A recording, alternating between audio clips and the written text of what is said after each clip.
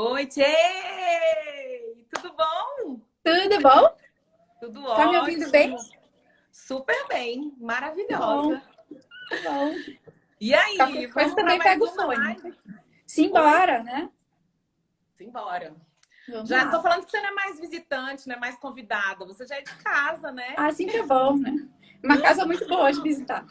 Bom demais! Mas eu só consegui lembrar de você, Helena, quando eu pensei nesse tema. Na verdade, nada dessas minhas lives últimas eu tenho pensado sozinha, gente. Graças a Deus, as pessoas estão me ajudando muito a pensar nos temas. E já era um item que estava me preocupando um pouco, essa questão da bebida alcoólica, porque eu tinha visto não só nas lives dos famosos, que o pessoal está comentando e tal, mas nas próprias pessoas que eu tenho visto e os pacientes que eu tenho atendido, essa questão da bebida alcoólica na quarentena, nesse período maior que a gente está de ansiedade. Boa noite para quem está entrando. Mas a gente vai falar sobre isso. Eu vou fixar aqui o tema para quem estiver entrando saber sobre o que a gente está falando. Mas eu quero que você se apresente. Você já é de casa, mas tem gente que ainda não te conhece, não sei como. Fala um pouquinho sobre você, sua trajetória, o que você gosta de fazer, o que você gosta de estudar, qual que é o seu tema preferido. Eu sei que você gosta de estudar muita coisa. Então, boa noite todo mundo. E Mari, muito obrigada pelo convite. Eu adoro teu perfil, eu tô adorando esse período agora de quarentena, que você tem abordado temas muito diversos, né? E todos muito importantes para esse período, né?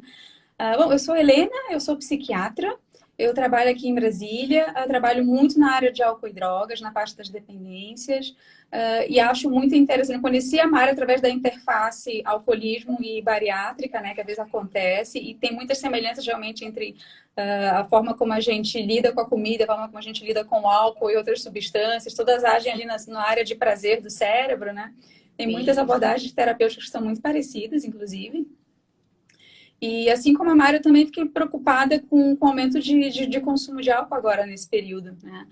Bom, claro que eu tenho um perfil à parte, né, que é dos pacientes que eu atendo, que já têm problemas com álcool e que nesse período estão em risco de agravamento, mas isso é uma outra questão.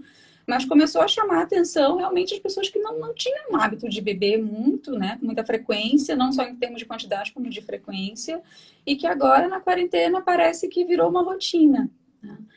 Então, muito comum ouvir relatos de pessoas que agora estão bebendo todos os dias, que às vezes estão bebendo até em mais de uma refeição, que no fim de semana, então, eu fico só de olho nos stories, assim, às vezes dá vontade de anotar os nomes até. Assim, chega no fim de semana, vou começar a rastrear essa galera, assim.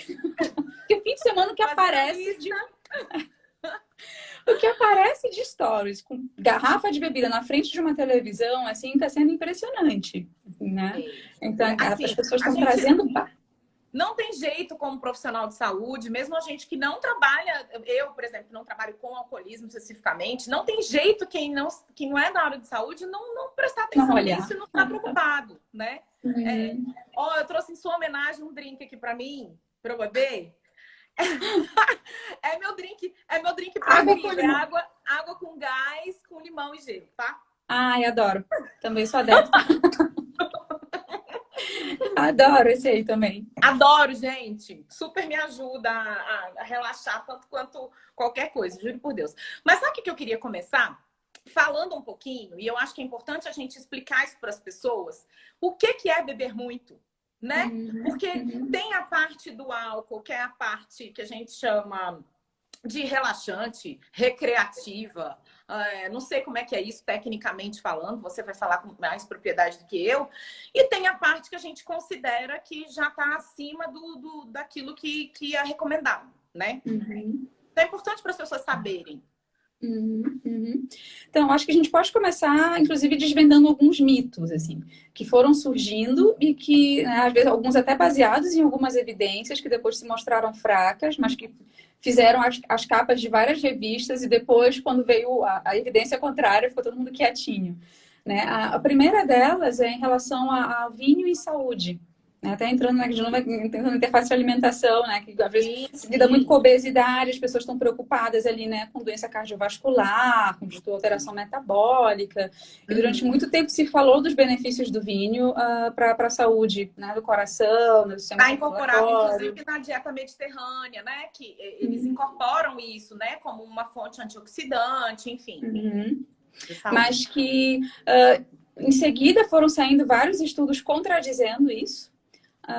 Que, na verdade, principalmente quando a gente vai pesar riscos e benefícios, o que se conseguiu comprovar de benefício era muito pequeno, perto dos riscos que cada vez foram só se somando mais e mais, né?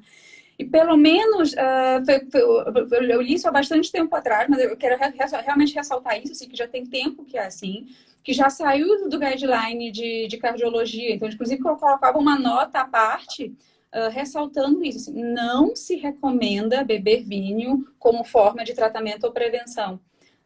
Até porque o suco de uva, as berries, né, que a gente fala, que são as frutas que são ricas em resveratrol, que são esses componentes, né, que eles também são fonte de antioxidante tão boas quanto os vinhos. Então, não é o álcool em si que faz isso.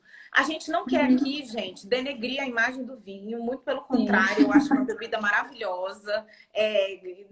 Tá louco, não é essa a nossa pretensão nem nosso objetivo. Mas a gente precisa falar um pouco sobre essa questão da quantidade, até que ponto isso prejudica a saúde da pessoa, né?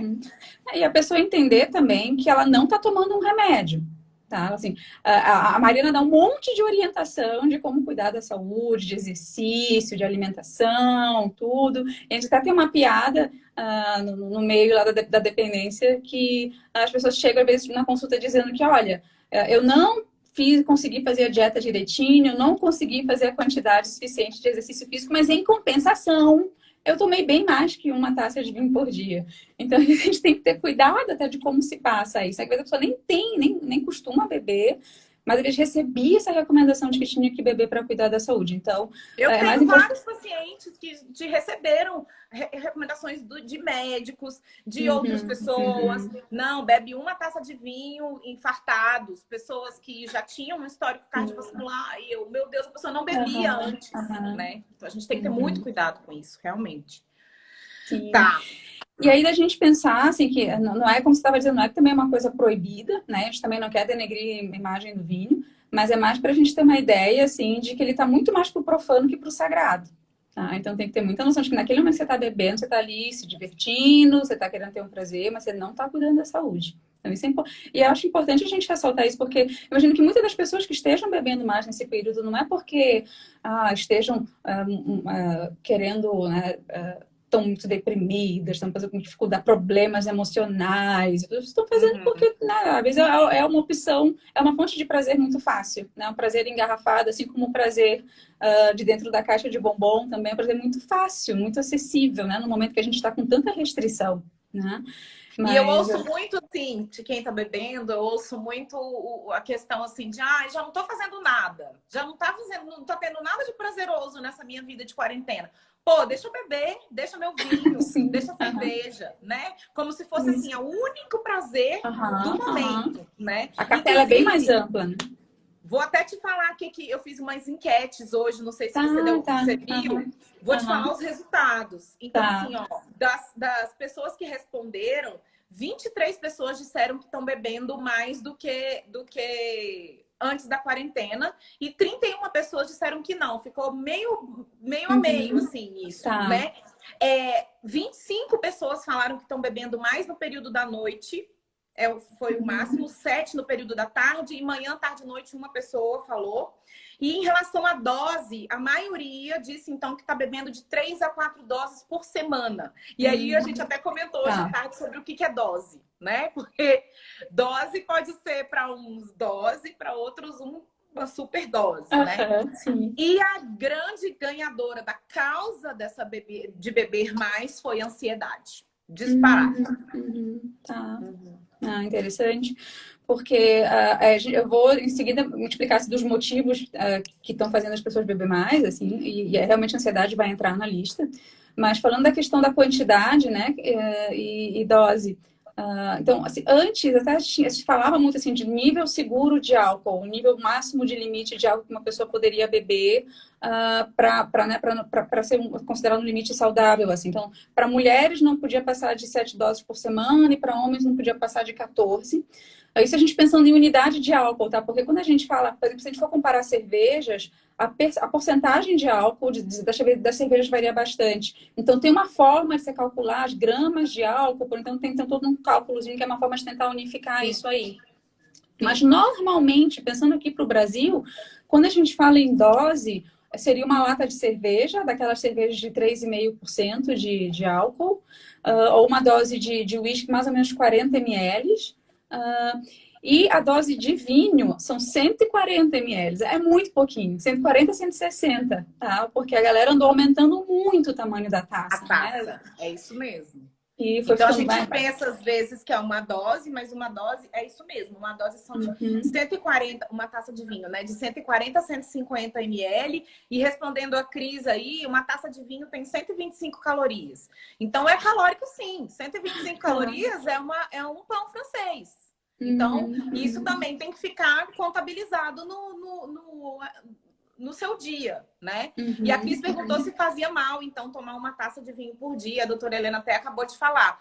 A gente não incentiva hoje você consumir aquilo que muitos incentivavam no passado, de consumir, Cris, uma taça de vinho por dia por saúde, para você obter saúde. Isso não é mais estimulado, né? E aí, mas a questão que é importante, Mari, é a gente ressaltar que hoje já não se tem mais, foi se desmontando mais essa ideia de nível seguro de álcool. Tá? Hoje se considera que qualquer consumo pode trazer riscos. Tá? Porque se foi evidenciando que antes se achava que às vezes fazia até melhor para a saúde eu beber pouco do que eu não beber nada. Só que se foi descobrir uma série de falhas metodológicas nesses estudos que acabaram dando essa impressão errada. Que quando eles comparavam as pessoas que... Como o álcool é muito, né, é muito consumido, é muito aceito, então é difícil achar um grupo de pessoas que não beba nada, que já não tenham, por exemplo, tido algum problema com o álcool antes. Então, na verdade, a pessoa está sem beber naquele momento, mas já teve alcoolismo no passado.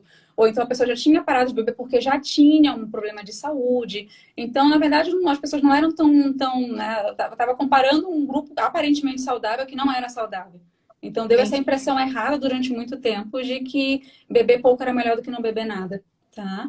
E aí a gente tem que pensar o seguinte, que o álcool ele traz danos para o organismo, então quando eu falo de não ter nível seguro, eu estou levando em conta o efeito que ele pode ter no fígado, no coração, a principal causa de mortalidade em alcoolistas são doenças cardíacas, não hepáticas.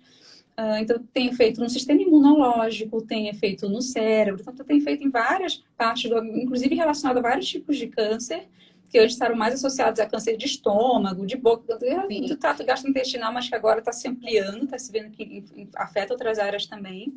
Então, por conta disso, não se fala mais em nível seguro, tá? Então, por isso que eu sei, na verdade, o maior resumo você tem que estar ciente de que você está ali abraçando o capeta, tá?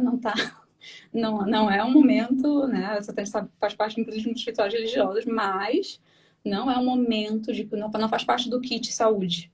Entendi. Mas tem um conceito muito importante da gente falar, que é o conceito de binge drinking, que é o conceito de que tem um binge alimentar. Eu não sei se vocês costumam usar, as pessoas entendem bem já esse termo de binge? Tá. Muito. É o comer compulsivo, o binge. Isso, né? tá. É você comer quantidades muito grandes em pouco poucas tempo. vezes ao dia. Isso, tá. Existe esse termo pro álcool também. E a definição de binge para bebida alcoólica, vejam que não é muito difícil, viu? São 4 ou mais doses para as mulheres ou 5 ou mais doses para os homens, em um intervalo de 2 horas. Isso pensando que a dose é sempre menor do que a gente imagina.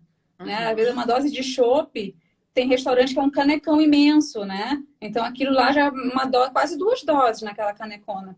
Então a gente tem que estar atento para isso. Às vezes uma sentada, happy hour, peça um, ganhe outro, né? Então a pessoa quer ali aproveitar a promoção e vai bebendo mais. Então é muito fácil passar esse limite. E as pessoas, eu noto que as pessoas não contam. Sabe, Helena? Isso que me preocupa. Assim, no pré-operatório, quando eu faço anamnese, no pós-operatório de bariátrica é mais difícil, o paciente, enfim, não consegue muito. Mas no pré-operatório, eu canso de perguntar. E numa sentada, assim, num happy hour, quantas cervejas você toma? A pessoa fala, ai, doutora, não conto, não. Nem sei. Né? Isso que preocupa a gente. Uhum. E o binge, ele traz alguns danos à saúde por conta desse padrão específico. Então, a pessoa não precisa ser alcoolista, ela não precisa entrar naqueles critérios todos de alcoolismo. Ela pode fazer binge de vez em quando, uma ou outra vez no mês ou na semana. Mas em cada episódio de binge, ela traz uma série de danos para o organismo e um deles é a queda da resposta imunológica. Então, um episódio de binge que a pessoa tem, né, naquele agudamente, ela vai ter uma queda dos níveis de proteção. Então, isso eu posso estar abrindo uma janela para uma infecção. Tá? Então, nesse momento, isso é muito Eu li alguns importante. artigos hoje à tarde sobre essa questão da bebida alcoólica e o Covid, né? Já que a gente ia falar da quarentena, enfim. E os artigos são bem enfáticos em falar dessa questão da baixa da imunidade e da maior susceptibilidade a desenvolvimento de pneumonia. Pacientes que consomem mais bebida alcoólica. E maior risco de o organismo não combater bem doenças infecciosas. Exato. E por muito tempo se achou que o álcool, na verdade, tinha esse fator protetor.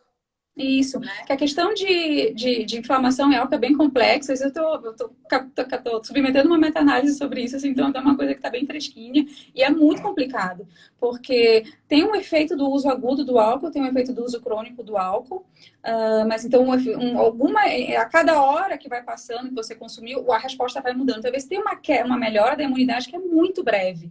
Assim, questão de horas depois já tá. E não são todas, são várias substâncias que o corpo libera, né, durante um processo inflamatório. Então, são só alguns desses que aumentam. Mas, em compensação, tem outros mais que deixam a pessoa mais vulnerável para infecção, que acabam que deixam o corpo mais inflamado, mais adoecido, que acabam aumentando nesse período. Depende muito de com que frequência a pessoa bebe, há quantos anos vem bebendo. Então, muda muito. Até a gente não conseguiu. Com a meta-análise, a gente não conseguiu definir isso aí. Então, de novo, assim, na dúvida, né, a gente tem muito mais fator contra do que a favor.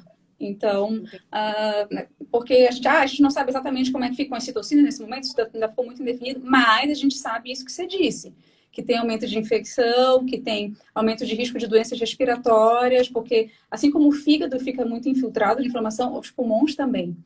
Então, realmente não é um risco que está valendo a pena correr.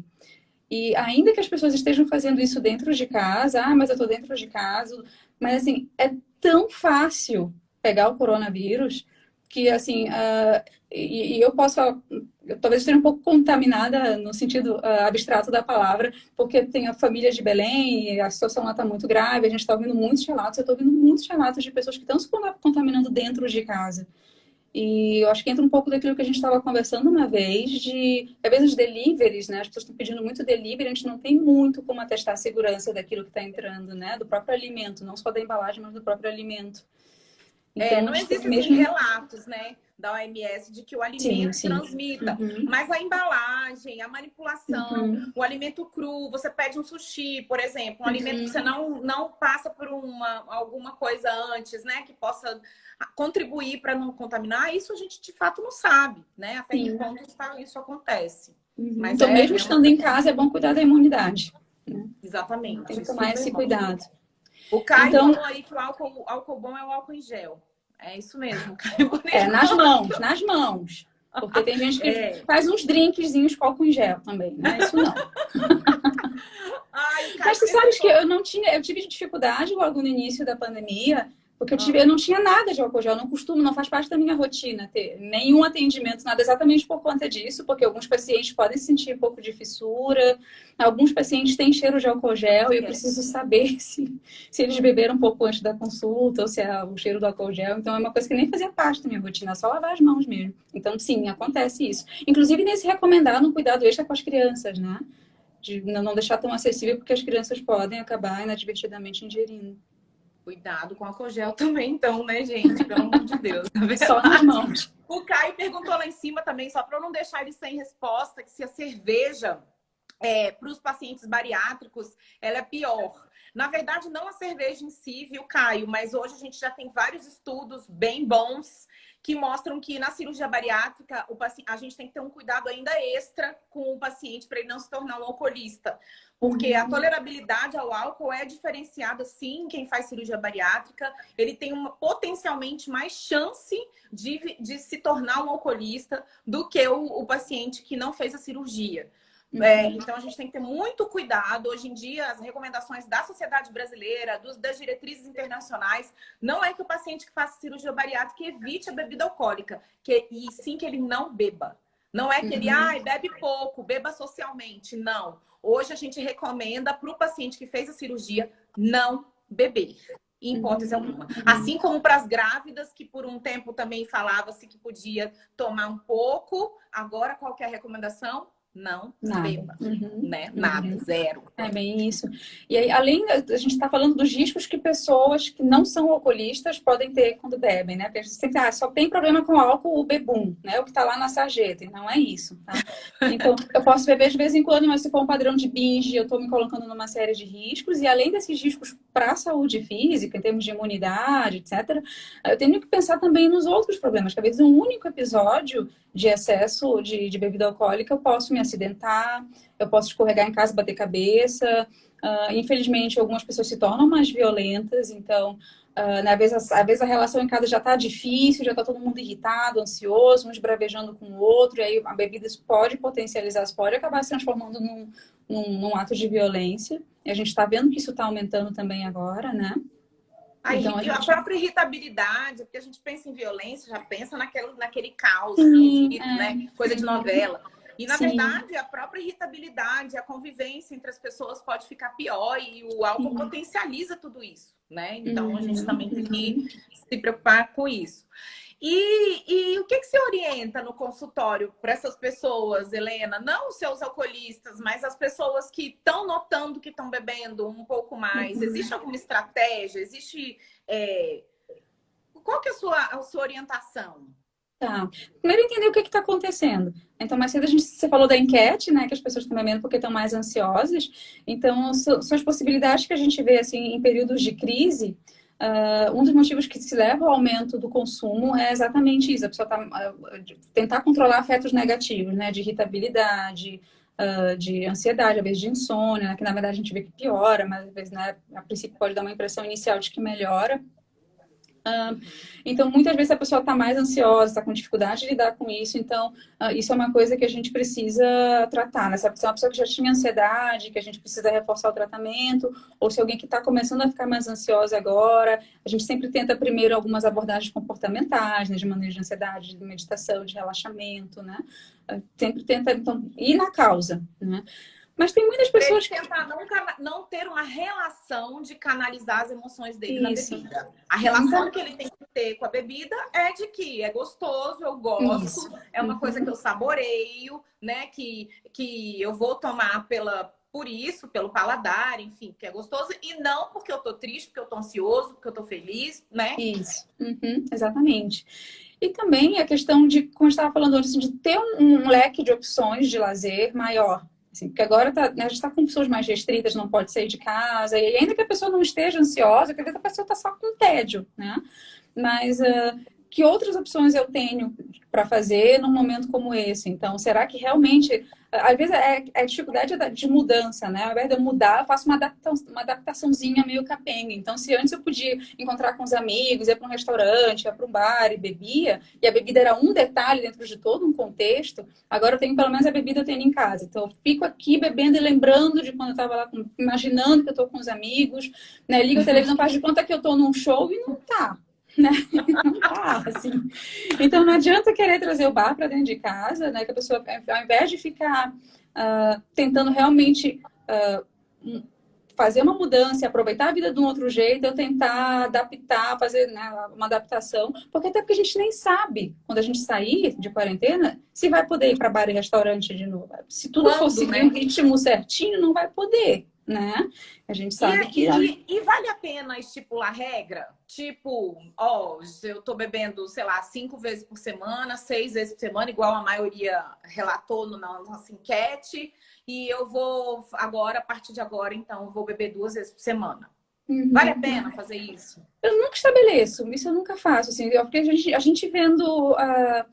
eu não gosto muito de causar aquela sensação de que a pessoa vai passar a semana inteira esperando o dia que vai poder beber. Eu acho que isso não é muito legal, assim. Às vezes a gente foca mais, assim, de tentar ver a relação que a pessoa tem, tentar ver o que está fazendo ela beber, que outras alternativas ela pode ter, ao invés de usar a bebida, e isso acaba sendo mais positivo, né? Entendi. Então, se a gente for ver, por exemplo, essa coisa que eu estava falando, né, do bar e das pessoas não estarem sabendo variar agora as alternativas, né? Se a gente for pegar exemplos de outros países, como eles passaram durante... Pegar, por exemplo, crise econômica, que é outra coisa que a gente já tem que pensar, né? Era interessante, Mário, porque a gente vinha falando, assim, que estava até um assunto que estava chegando a ser leve, divertido da gente falar como lidar com a quarentena e como lidar com o tédio, com solidão, né? Mas que, infelizmente, a gente já estava começando a chegar no momento de começar a ver a questão de crise financeira, né, e de estresse pós-traumático, que é uma situação que eu, infelizmente, a ficha caiu da pior forma possível quando a situação estourou lá em Belém, que eu comecei a ouvir relatos de filmes de terror. Então, infelizmente, se isso chegar aqui, as pessoas têm que estar preparadas que, né, às vezes, vão ter que presenciar cenas como aquelas, e isso pode gerar um estresse pós-traumático que aumenta muito o risco de álcool também. Mas se a gente for ver, assim, período crise econômica de 2008, né, eu vi uma série de revisões bem interessantes sobre esse assunto. Em alguns países, no período imediato após a crise, o consumo de álcool aumentou muito e vários problemas relacionados ao álcool também, como doenças causadas ao álcool, morte por causa do álcool, e em outros diminuiu. E um dos países que teve uma diminuição do consumo de álcool foi a Islândia. E o que tem de peculiaridade da Islândia? Assim, na época, a Islândia já estava com um processo em andamento de ter uma política muito de prevenção ao uso de álcool e drogas, porque estava com uma prevalência muito alta lá de problemas com álcool e drogas. E eles focaram, a prevenção não era assim, vamos fechar tudo, ninguém mais pode tomar bebida aqui, não foi assim. Mas o preço aumentou muito, e isso é na Escandinávia toda, o preço é altíssimo. E eles investiram muito em outros focos, tirar o foco, que é uma coisa que eu sei que vocês fazem muito também em relação à alimentação. Então, se começou a investir muito em outras opções de lazer, em prática de esporte, incentivar muito o convívio dos adolescentes com práticas de integração mais entre pais e filhos. Eles começaram a investir nesse tipo de ação. Não ficava dizendo, você não pode beber, você não pode. Não fica essa mensagem. Você foca no que vai ser mais positivo a pessoa fazer. E dá uma alternativa, que é importante, né? Isso. Uhum. Você só proibir não fazer nada para ajudar também não vale a pena, né? Exatamente. E outros países que tiveram aumento, às vezes foram países que não tiveram esse cuidado, foram países que investiram um pouco na pessoa, no ser humano. Isso é interessante, porque eles viram assim, que foi um período de austeridade, né? Então, alguns países tiveram que diminuir muitos recursos de investimento em saúde, em auxílio para as pessoas, e nesses países assim, foi um aumento muito grande de taxa de suicídio, de alcoolismo, e naqueles que focaram no indivíduo, que focaram nas pessoas, que focaram em dar assistência às pessoas, esses países não tiveram esses problemas. Então, aqui a gente sabe que a gente não tem muito como interferir, o que vai ser feito em termos de política pública, mas se a gente for pensar individualmente, né, o que a gente pode fazer um pelo outro, né? Então, às vezes eu estou convivendo com uma pessoa do meu lado, que eu sei que está com mais dificuldade, o que eu posso fazer para ajudar essa pessoa? Então, de repente, isso é uma forma de eu não deixar que, pelo menos dentro da minha família, dentro do meu círculo de amizades, esse problema surja. Então, isso é uma coisa interessante da gente discutir. Né? É verdade, é verdade. O Caio comentou sobre a questão da violência doméstica, a gente tinha falado sobre isso mesmo, Caio, que o aumento do consumo de álcool está muito relacionado a casos de violência doméstica, né? Uhum. A quedas, acidentes, a maior parte distúrbio de sono, né? E ontem eu tive uma live com a doutora Aliciane maravilhosa e ela falou sobre essa questão, né? Que a gente tem, quando a gente bebe o vinho, o álcool antes de dormir, a gente tem aquela primeira impressão de que a gente que causa um relaxamento, mas o álcool faz com que a gente não consiga atingir níveis profundos de sono. Então ele fragmenta o sono. Então não é legal, como muita gente pensa, vou chegar em casa, vou dar uma relaxada, tomar um álcoolzinho, tomar alguma coisa para eu dormir melhor. Isso é uma falsa impressão. Então a gente precisa também explicar isso. Ela explicou isso pra gente ontem, que tem a ver com o distúrbio do sono. E várias outras coisas também. Pessoas que têm tendência a ter depressão, quando ingerem mais álcool tem um risco maior de suicídio. Isso. Tem umas coisas meio bem horripilantes. lembrado. O álcool ele tem um efeito agudo no risco de suicídio. né? Então, assim, às vezes a pessoa é bem um problema crônico, que faz já semanas ou meses, né, de um quadro depressivo, tudo, e que em algum momento acaba desembocando numa tentativa de suicídio, mas às vezes uma pessoa que não necessariamente está deprimida, ou que já vinha pensando em suicídio antes, às vezes no momento em que ela... sabe aquela coisa, tem gente que bebe muito e começa a chorar, né? Às vezes a gente vê bem claramente essa mudança no humor. Em algumas pessoas, por uma questão de momento, pode vir uma tentativa de suicídio. Então, realmente, mais um motivo para a gente tomar cuidado. É verdade. Eu estava lendo também um material que a OMS fez em relação ao Covid especificamente. Uhum. E eu achei tão interessante porque ele botou mitos e verdades, mitos e fatos no material, né? E aí ele começa a relatar que um dos principais mitos em relação ao álcool hoje, que as pessoas têm de crenças, é que o álcool é um melhorador de imunidade. Eu nem imaginei isso, para falar a verdade, porque isso não me vem muito em consultório, vou falar assim, né? O paciente, ninguém, eu me lembro, consome álcool para melhorar a imunidade, eu nunca vi isso. Mas se eles fizeram isso, é porque eu acho que a ideia em relação a isso ainda é muito grande, né? E que o consumo de álcool mata o vírus. Então, existe muito essa crença também, por incrível que pareça. É que teve um político de algum país do leste europeu que chegou a dizer isso. Ele disse, bebam álcool que mata o vírus. Assim, mata tudo. Oh, meu Deus. Então assim, esse documento da OMS é bem bacana, eu achei, assim, para falar sobre essa questão, né, de fazer de tudo para tentar estabelecer outras coisas que não Ixi, minha luz apagou aqui. Outras coisas que não a bebida, como estratégias para você se sentir melhor, né? Isso é importante. Sim. Mais alguma coisa, doutora? Alguma pergunta aí, gente, que vocês querem fazer? Deixa eu ver se tem mais alguma aqui. A doutora Aliciane.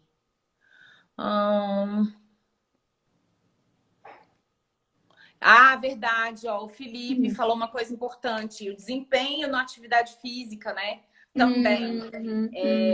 Que ele bebia muito pouco quando ele corria, fazia musculação, porque existe mesmo, eu li estudo hoje também sobre isso. O desempenho no exercício físico diminui muito com a bebida alcoólica, viu, isso. Felipe? Inclusive, por coincidência, hoje estava conversando com um paciente que ficou muito desanimado com isso da quarentena, acabou parando o exercício físico e estava achando, né, que o problema era a quarentena, mas depois a gente foi ver que o problema era que ele estava bebendo muito.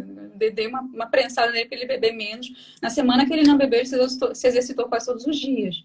Então, porque ele já acordava, né? Porque só bebe num dia, mas acorda ainda, né? Sentindo com o corpo cansado. Agora a gente entende o porquê, né? Que o excesso de álcool, assim, dá quase como se a pessoa acordasse gripada, né? Então, acorda com o corpo mais cansado, aquela dor no corpo, moleza, tudo. Não vai conseguir se exercitar. Então, só de ter tirado o álcool, ele conseguiu fazer. É verdade, caramba. Justamente porque altera sono e tudo mais. Vai virando uma bola de neve. Olha aí, minha irmã e minha mãe, Helena, estão perguntando qual que então seria a quantidade semanal razoável. Existe isso? Não tem. Não tem como. Antes diria isso, né? Não pode passar de 7 doses por semana, não passando 2 por dia. Não passando 2 por dia, né? Porque tem o semanal, mas tem o diário também. Mas não dá, assim, na hora que você vai sentar, você não vai ficar contando, né? Então, opção... Não, e outra, eu acho que é perigoso isso, eu sempre acho. Eu li assim, gente, os guidelines americanos, né, falam que uma dose recomendável é menor de 7 drinks por semana, ou seja, você poderia beber 1 drink por semana e menos que 3 drinks num dia. Para quem não bebe nada, 2 drinks por dia é muita coisa. Então, por isso que já não se usa muito isso. Porque a gente dá uma recomendação de 2 drinks, 3 drinks por dia, 7 por semana. Às vezes você até faz com que a pessoa possa beber uma quantidade maior porque ela não bebia antes. Isso. Né? Exatamente. Então, eu acho que tem a ver com essa questão de você ver a sua relação com o vinho, a sua relação com a cerveja, a sua relação com o uísque, né? Você combinar isso e ver, olha, eu tô bebendo por quê? É uma atividade para eu ficar bem porque eu gosto, porque eu quero degustar, ou é uma canalização de alguma emoção? Eu acho que isso é o mais importante. Isso. E sempre pensar que dá para ter um leque de opções mais variado, mesmo nesse momento. Eu escutei de um paciente meu, isso não foi agora nesse momento de quarentena, né? Foi num outro momento, mas era um paciente que tinha muito dificuldade de pensar que ele ia passar um fim de semana sem ir para um monte de festa e beber até cair no chão. Né? Todo fim de semana dele era assim. E ele começou a se juntar com uma turma que gosta muito de esporte. Ele fez uma viagem para Florianópolis, que era um local que ele já conhece de muito tempo, já foi inúmeras vezes. Ele disse que pela primeira vez ele conseguiu passar vários dias sem beber nada e curtindo muito. Ele se sentia locais, ficou fazendo trilha, pedalando. Ele falou que tinha um lugar que ele nunca nem sabia que existia, que nem sabia que tinha aquelas opções de atividade para fazer em Florianópolis. Né? Então, ou seja, buscando outros prazeres né, e outros escapes de ansiedade, para ansiedade, para as emoções que não o álcool, isso é importante. É a relação com o álcool que precisa ser vista, gente. Isso, exatamente. Tem uma coisa que eu sempre gosto de falar, até quando a gente fala em dependência, nos critérios para dependência, para alcoolismo, quantidade e frequência não fazem parte. Você não vê essas duas palavras lá. Tá? Então, às vezes, quantidade e frequência são medidas indiretas de outras questões, né? Do quanto que o corpo já está tolerante, do quanto que a pessoa já manifesta sintoma de abstinência, mas isso por si só não é critério diagnóstico. E esses dois que eu falei, né, de tolerância e abstinência, são 2 dentro de 11. Então, quais são os que eu tenho vários outros e não tem. Eu fiquei curiosa, me fala aí. Tá. Então, os critérios que a gente fala, então, primeiro esse, né, da tolerância. O que é a tolerância? Se antes eu ficava bêbada com uma lata de cerveja, agora eu preciso do engradado inteiro. Então, o corpo ele vai criando mecanismos de adaptação para que eu não transpareça que eu bebi. Mas o corpo está sofrendo de qualquer forma. Inclusive, esses mecanismos de adaptação por si só já podem ser deletérios. Porque toda vez que a pessoa tenta diminuir, basta diminuir, não precisa nem cortar. Só de tentar diminuir, o corpo já vai reagir. É porque ele está todo adaptado para a presença do álcool. Quando eu tiro, ele vai dar uma desequilibrada. E essa desequilibrada é a síndrome de abstinência, que no álcool é uma das mais graves que tem. Tá? A pessoa fica com medo de síndrome de abstinência de crack, mas a do álcool é que é realmente grave, porque em torno de 10% ela pode ter a versão leve, moderada e a grave. E essa grave, aqueles que chegam nesse ponto, eles têm um risco de mortalidade de 25%. Então, são pacientes que precisam internar, são pacientes que às vezes precisam de UTI, então são realmente sintomas muito graves. Então, esses são, digamos, que antigamente se chamava de dependência física. Tá? Na década de 50, esses eram os principais diagnósticos. Na década de 50, de lá para cá já mudou muita coisa, mas tem gente que ainda fixa nisso. Então, os outros critérios, então, além disso, tem a questão de a pessoa beber, já programa os horários que vai beber, já se organiza todo para beber, para não deixar os sintomas de abstinência surgirem. Então, a pessoa lá já vai intuitivamente se organiza. Então, se a pessoa já desenvolveu uma tolerância muito grave, ela começa a manifestar sintomas de abstinência poucas horas depois do último consumo, essa pessoa, às vezes, ela tem que acordar no meio da noite para beber. Nos casos muito, muito graves. Tá? Então, essa vai ser a pessoa que vai beber todo dia, por exemplo. Né? Mas não necessariamente precisa ser assim. Então, a pessoa já começa a beber. A pessoa não bebe mais porque é legal, porque é divertido, porque ela bebe para não passar mal. Tá? Então, isso é outro critério. Outra pessoa continua bebendo apesar dos problemas físicos que tem, problemas clínicos. Então, a pessoa tem problemas, pessoas com hepatite, pessoas que já tiveram episódios de pancreatite, que é aquela dor horrorosa, e continuam bebendo ainda assim. Pessoas que já tiveram algum tipo de problema social com a bebida, por exemplo, dirigir embriagado, ser pego pela polícia, e faz isso, leva um susto nunca mais, né? Você segue repetidamente fazendo isso.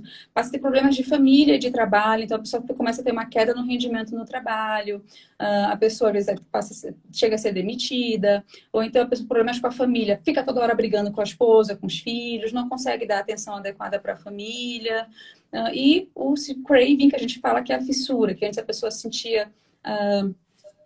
toda vez que a pessoa quer usar e não pode, vem um desejo, que é um pouco diferente da abstinência, porque tem mais uma sensação de desejo, como se fosse uma fome pela substância.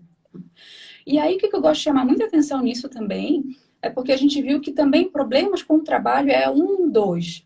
Então, às vezes, é possível a pessoa ser super bem sucedida no trabalho, mandar muito bem, Mas em casa é uma relação terrível, é briga o tempo todo, faz as pessoas sofrerem muito.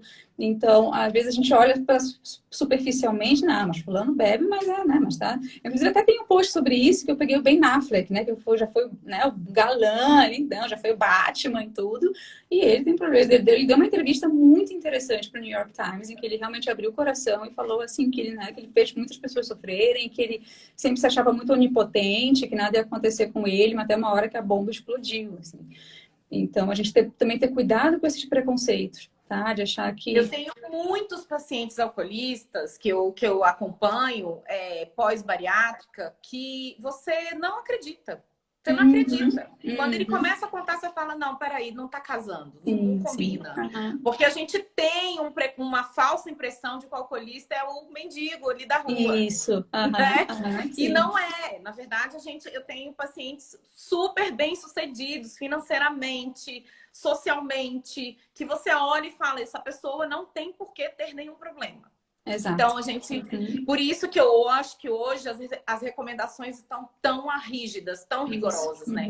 Porque a bebida hoje, ela atinge qualquer nível social, né? Ela aqui no Brasil ainda é muito barato, bebida alcoólica. Não tem essa questão aí, né? Toda do... Eu li um artigo na página da OMS também, que fala isso, que no lockdown desses países europeus, a primeira coisa que os países europeus fizeram, o alerta da OMS, foi para dificultar o acesso da bebida alcoólica. Exatamente. E aqui, infelizmente, está acontecendo o contrário, né? Álcool já é absurdamente barato. Os pacientes tomam uma pitilinha por R$2, R$3. Oi? Mais barato que suco, que polpa de fruta. É mais barato exato. que água com gás. Exato. Então... E infelizmente tem visto até promoção, né? Estão até vendendo mais barato, né? Para você poder ter o seu momento de prazer em casa. Então, essas coisas a gente tem que ter cuidado. Infelizmente, a gente não vai conseguir intervir nisso. A gente luta bastante. Quem trabalha nessa área, né, bate bem de frente assim, para tentar mudar as nossas políticas, mas assim, a gente sabe que é mais difícil. Mas isso foi uma das coisas que fez muitas diferenças em outros períodos de crise, em outros países, que né? Então, país do leste europeu, porque assim, se tem uma teoria também que as pessoas vão estar passando por crise financeira, não vai ter dinheiro para comprar bebida, não vão beber. Mas em países em que a bebida é muito barata, isso não faz muito efeito, né?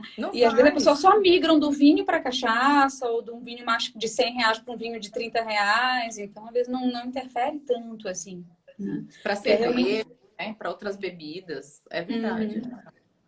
Interessante, hein? Nossa, tô aprendendo tanto, gente. Não sabia de várias coisas engraçadas que eu tô conseguindo fazer relação muito disso com a comida.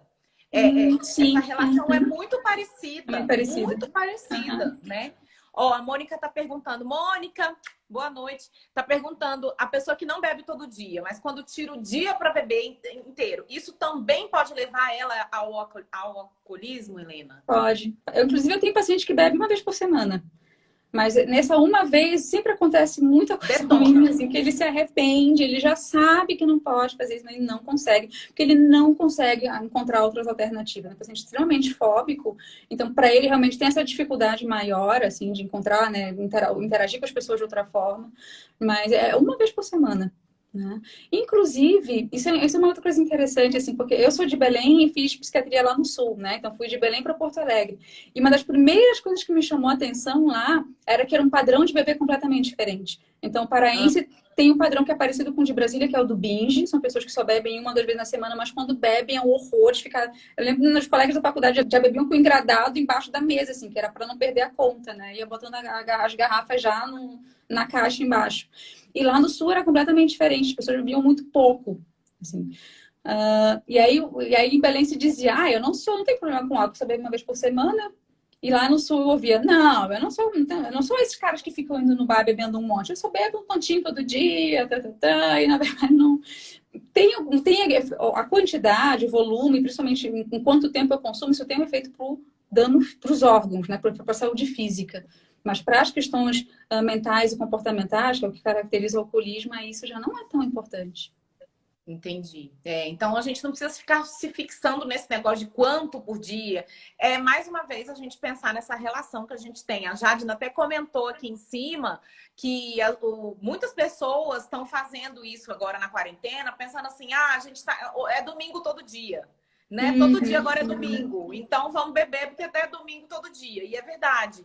É sempre com alguma desculpa, com alguma justificativa, né? Para parar um pouco com a parte ruim de estar isolado, de estar não podendo socialmente estar junto de outras pessoas, né? Então é essa relação que precisa ser trabalhada. É verdade. E é interessante também a questão da pressão social, né? A gente tem um pouco de cuidado com isso. Quando eu falei esse exemplo de Belém, porque em Belém, se você não bebe desse jeito, as pessoas riem de ti. Ah, você é frouxo, você não dá conta, não aguenta beber leite, né? E no Sul, na verdade, se você senta numa roda de amigos e você começa a beber desse jeito, todo mundo fica te olhando estranho, assim, né? Então, talvez tu tomar cuidado para não ficar assim, tá todo mundo postando stories na live do cantor tal, bebendo muito, então tem que fazer isso, para mostrar que eu tô bem. Não, cuidado para não ir nessa também, né? Focar muito no que tá realmente trazendo bem-estar para você.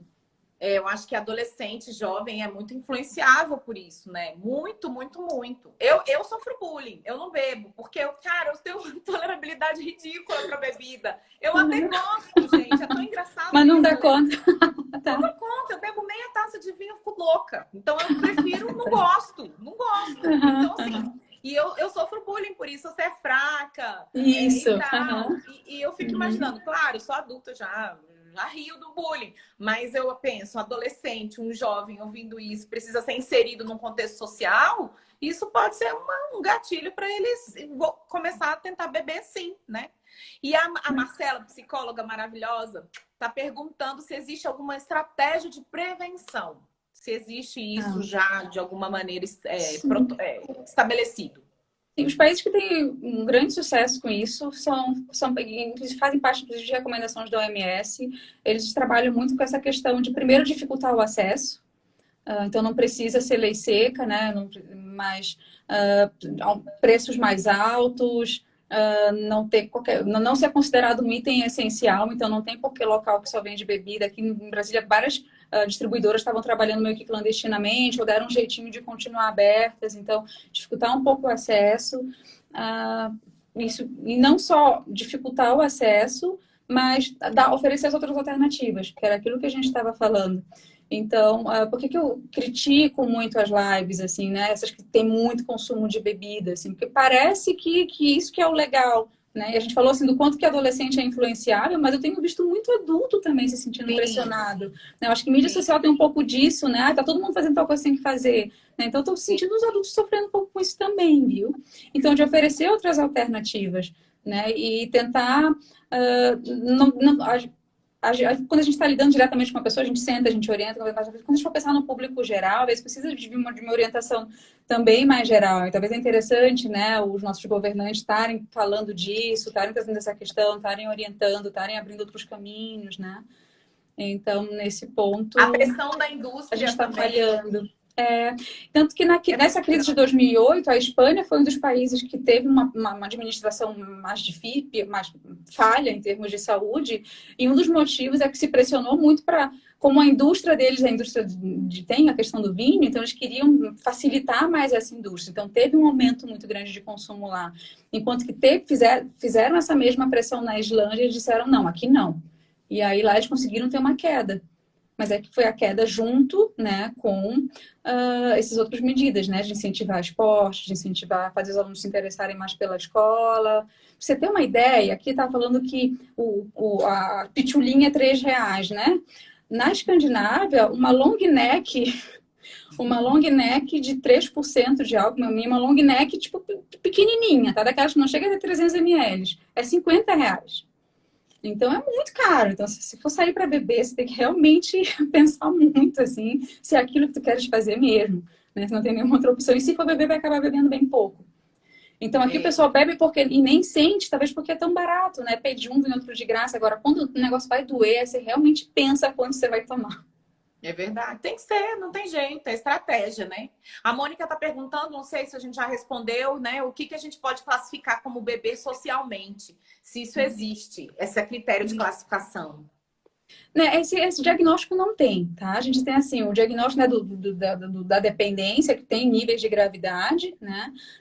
Então, a princípio, qualquer pessoa que não se enquadre naqueles critérios, a gente poderia considerar que tem um bebê socialmente que também não está bebendo em binge, tá? Beber em binge não é socialmente, tá? Porque tem isso também, né? Se eu estou bebendo com os amigos, eu posso, se eu estou bebendo sozinho em casa, eu não posso. Também isso não tem nada a ver, tá? Ainda mais agora com questão, né, de beber e dirigir. Já tinha algumas pessoas que preferiam, às vezes, beber em casa, não gostavam de se expor na rua. Então, isso por si só também não é critério, tá? Mas a gente tem que pensar aquele uso que não está trazendo prejuízos para a pessoa, né? Isso, eu E a acho. E a gente tem que... relação, isso aí, E a Marcela, a gente já relação. falou bastante disso, né? É a relação que essa bebida está fazendo com você. Isso é que é o mais importante, né? A Cris está perguntando se o sommelier pode ficar dependente do álcool. Na verdade, esses degustadores, sommeliers, eles não bebem, né? Quando eles estão degustando para isso, eles cospem. Então, na verdade, a chance é menor. Eu não sei muito falar disso, não, apesar de que. Eu não sei como é que eles trabalham também, Mas eu acho que não existe. Não li nada sobre isso também. Tem profissões de risco, viu, Mário? Se a gente for pensar nas profissões de risco, uma delas é você trabalhar diretamente com a bebida. Quem é garçom, garçom é uma profissão de risco. Ou então, quem no ramo empresarial de bar e restaurante, isso é um fator de risco, tá? Então, tem alguns setores assim que a pessoa pode ficar realmente mais exposta. Tá? Então, porque eu acho que o sommelier pode até atrapalhar se ele beber demais, né? Eu acho que ele ser um bom sommelier, ele realmente não pode, né, beber, imagino, né? Não sei muito bem como funciona. Mas realmente o fato de você ter muito contato, ter muita acessibilidade, claro. É um risco. Com certeza. Ele tem mais risco do que uma pessoa que lida com outra coisa que não tem nada a ver, né? E fábricas de álcool em gel, brincadeira. Ai, não duvido. Esse álcool em gel deve ter um controle muito restrito, né, gente? Helena, a gente tá com 4 minutos. Tá. Passa muito rápido, gente. Eu fico muito impressionada com essas lives. Deus me livre. Eu fiz um resuminho. E aí, se alguém lembrar de outra coisa, me fala aí também. Mas eu fiz um resuminho do que a gente conversou aqui, que eu acho que é legal. Primeiro, começamos falando que nenhuma bebida alcoólica hoje é reconhecida como remédio. Nenhuma. Vinho, não. Cachaça, não. O chá, como é que é? Licor. Hoje em dia as pessoas usam muito licor. Verdade. Não Sim. Tem uma bebidinha. Você lembra de uma bebidinha que deu um boom, Noni? Você lembra disso? Ela tinha um leve teor de álcool.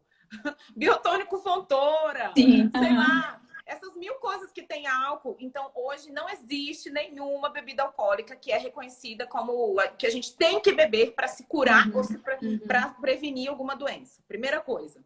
Segunda coisa. Não existe recomendação de dose, quantidade e qualidade do que você vai beber como melhor ou pior. E terceira coisa, como é que a gente faz para então ver se é bom ou ruim para mim, Mariana, para Helena, para quem está aqui assistindo, qual que é a melhor dose? Veja tente ver como é que é a sua relação com esse álcool. Se você não consegue ver sozinho, e é difícil, muito difícil ver sozinho, principalmente quando você está inserido num contexto muito, já um pouco doentio, né? Mas busque ajuda de um especialista que vai te ajudar a identificar isso como uma doença ou não, como uma condição que pode ser tratada com comportamento, com mudança de comportamento. Né? E eu acho que a última é a gente cobrar mesmo de quando a gente puder do governo, do que a gente puder incentivar para que se criem outras estratégias de lazer que não o álcool, né? Que não outras alternativas que não o álcool. E incentive, então, não incentive leis que diminuam preços de bebida alcoólica. É importante que elas sejam mais caras mesmo. Né? Você quer falar mais alguma coisa? Acho que você resumiu super bem. E o que eu diria é isso, para a gente começar, e assim, um recado importante, né? Eu acho que não é o assunto aqui, mas eu não tenho como ignorar, porque eu sou paraense, eu estou vendo a minha terra lá sendo arrasada, assim, e é uma coisa que tem preocupado muito. Eu até cheguei a citar um pouquinho nos stories a questão do 11 de setembro, né? Quando eu estava conversando com uma colega da USP, quando a gente começou a querer estudar o assunto, eu vou estudar os efeitos da quarentena, de solidão, né, no álcool. Ela, não, Helena, vamos ler sobre o 11 de setembro. Mas por quê, né? E ela é de São Paulo, até com parente nos Estados Unidos, então acho que para ela a ficha caiu mais cedo e de que realmente, assim, são cenas terríveis, né? São relatos muito dramáticos, assim, vão gerar um estresse pós-traumático gigante. A gente sabe que isso é um fator de risco para aumentar o consumo de álcool, assim como vários outros problemas psiquiátricos, mentais, de saúde mental. Então, a pessoa está relaxando muito, a gente não tem ainda como ter segurança, ainda que vai ter um relaxamento, é um relaxamento organizado, não é assim, cada um por si, eu acho que eu já posso sair, fazer o que eu quiser e vou sair, né? Então, vamos manter cuidado, porque para não deixar isso chegar aqui. É para a gente poder só continuar falando de quarentena e de cuidados com períodos de isolamento, porque isso é muito mais fácil de se falar do que falar sobre, né, ver alguém que você ama morrer, enfim. Não queiram passar por isso. Doutora Helena, muito obrigada, gente. Quem não está seguindo a doutora Helena, sigam ela é maravilhosa. Ela traz coisas muito legais, muito fáceis, eu acho, de entender. Você traz a psiquiatria para muito perto da gente. Eu fico muito feliz. Obrigada. Eu sou já, assim, fãzaça da psiquiatria, né? Eu adoro o termo psiquiatria nutricional, porque eu acho que é um termo que está muito perto da nutrição. Então, quero te agradecer de verdade. Bom, obrigada, eu agradeço também. Muito bom, agradeço. Sempre que quiser, pode contar comigo. Tá bom. Um beijo, gente, para todo mundo que participou da live. A gente vai deixar a live salva. A partir de amanhã tá salva no nosso canal da Nutrição SA do YouTube. E vai ficar 24 horas salvas também aqui no Instagram, tá bom? Obrigada, doutora Helena. Um beijão. Boa noite para todo mundo, gente. Tchau, tchau.